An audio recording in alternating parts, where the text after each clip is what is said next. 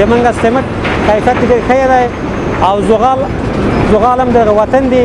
موږ دې نه خوشحاله یو زغال هم دغه وطن دی او برق هم تر ډېره حده پورې زموږ خپل برق دی او یو څه وارداتي هم دی خو زیاتره یې موږ خپل برق دی او نور تولیدات هم ټول ډېر ښه روان دي او کارګر چې داخلي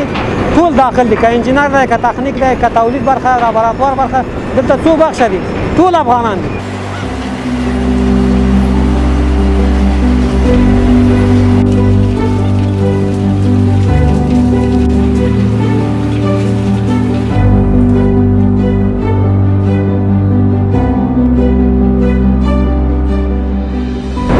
او ماشاءالله سه امارات راغلي دي ډیر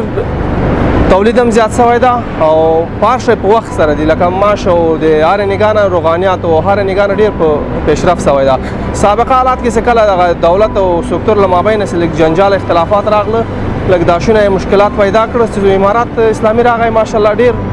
په ولاړ دي اوس تولید.